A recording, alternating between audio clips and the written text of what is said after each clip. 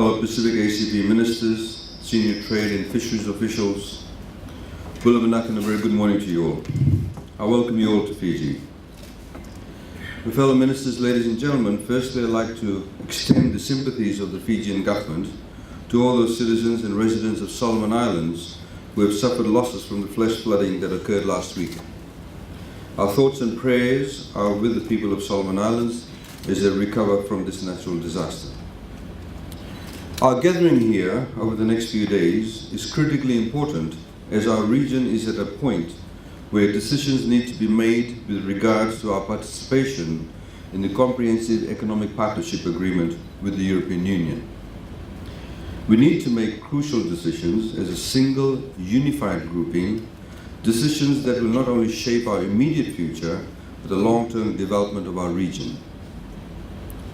We are at a juncture where we need to ask the following pertinent questions. Is it still in our interest to pursue comprehensive EPA? If yes, do we go forward as a single region? How can we achieve that an EPA that will benefit us all?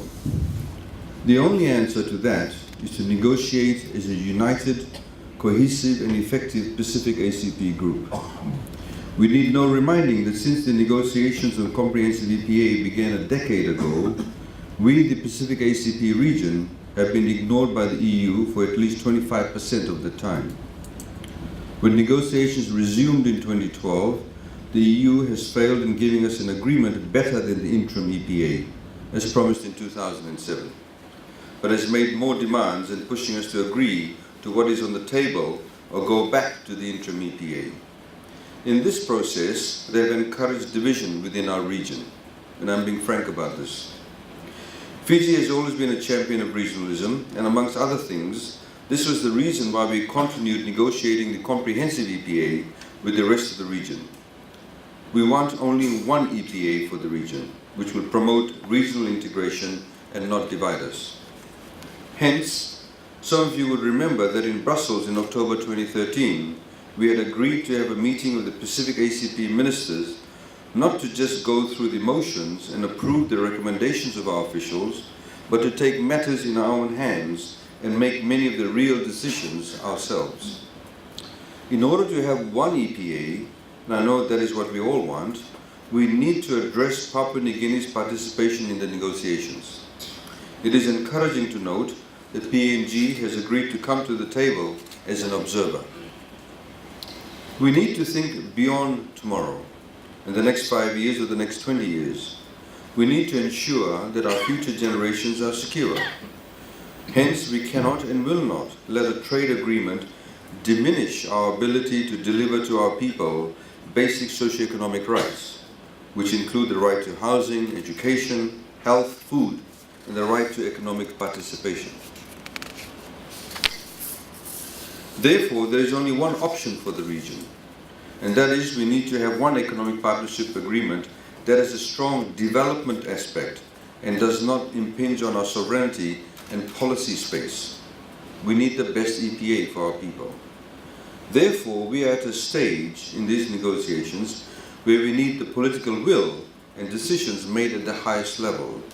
The Pacific ACP leaders have not met since November 2012.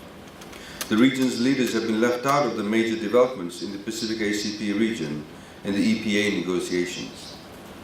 We also believe that the leaders need to meet to consider some of the fundamental issues as to how we can take ownership of the EPA negotiations and its implementation after the conclusion of the negotiations.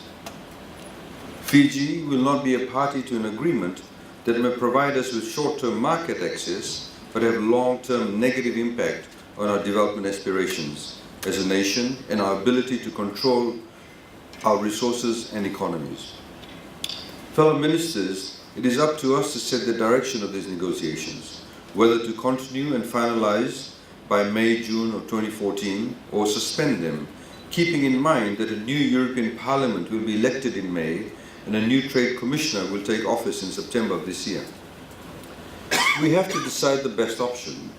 We have to ask ourselves whether we are just going through the motions and will not achieve anything. We have to ask ourselves whether we should redirect our limited resources elsewhere.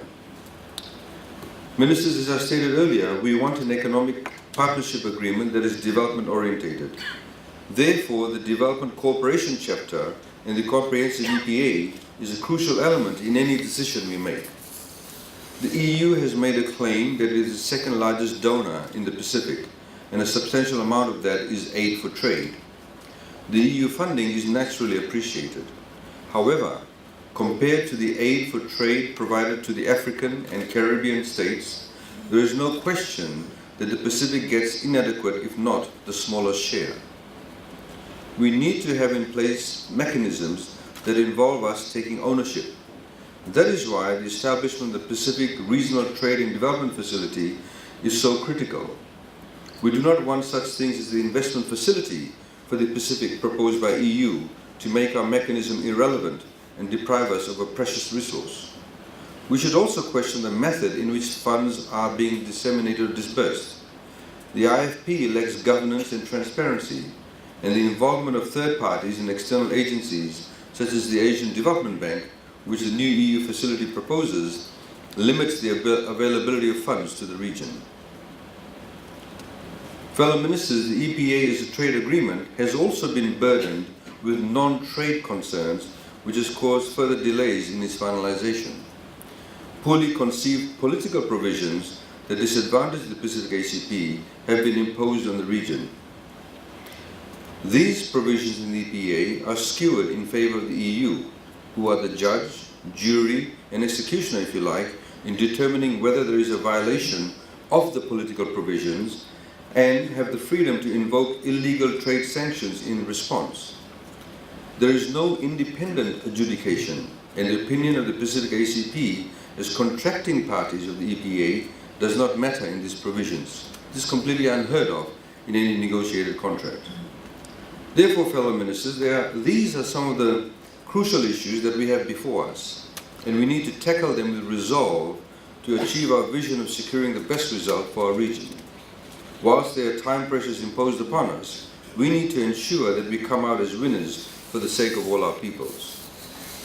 The EPA is the first such agreement between the Pacific region and a development trading bloc.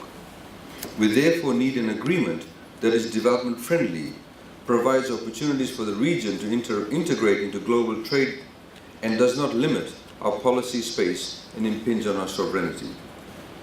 We need a well-negotiated EPA that sets a precedent for all the other trade agreements that are currently being negotiated or will be negotiated in the future, such as the PACER Plus with Australia and New Zealand. Fellow ministers, ladies and gentlemen, I look forward to constructive deliberations of the next 2 days. I'd like to once again welcome you all to Fiji. I hope you get to see some more of our country. I know many of you are happy it's being held in Suva, and please enjoy our Fijian hospitality. Minaka, thank you very much.